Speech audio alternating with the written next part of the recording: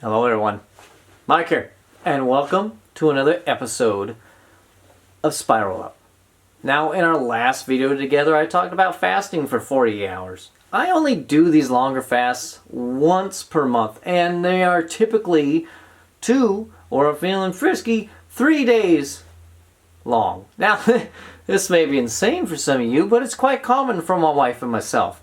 Now, the hardest thing about fasting for that long is the drastic change to routine and habit. Our routines and habits determine who we are and who we will become, and ultimately dictate the success of whatever we choose to do. Now, luckily for me, when it comes to fasting, I have learned how to not let my normal everyday habits derail me. I do pay attention to how my body feels and whether or not my body's going to tell me to continue or not. But that does not mean it's comfortable. I wanted to take a moment today to talk about my experience of not eating for the last 48 hours. Now, my fast began Sunday evening.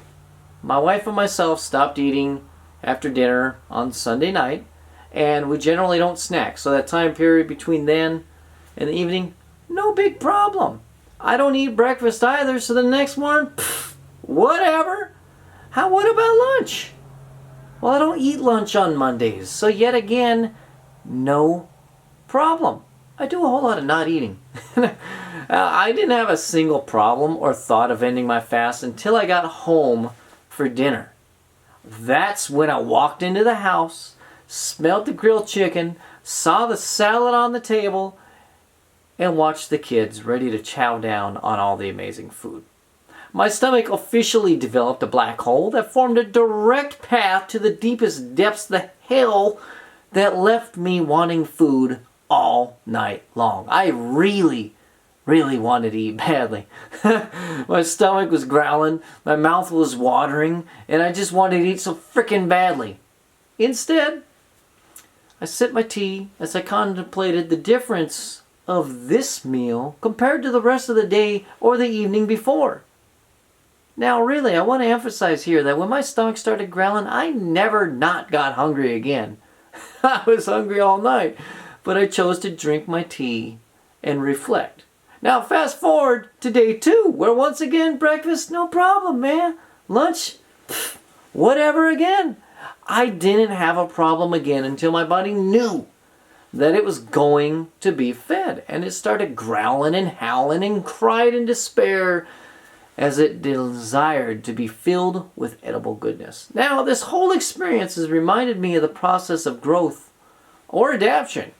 When we expand ourselves, whether it's our thinking, our habits, our commitment level, anything, we will feel a sense of tension and we will likely become uncomfortable.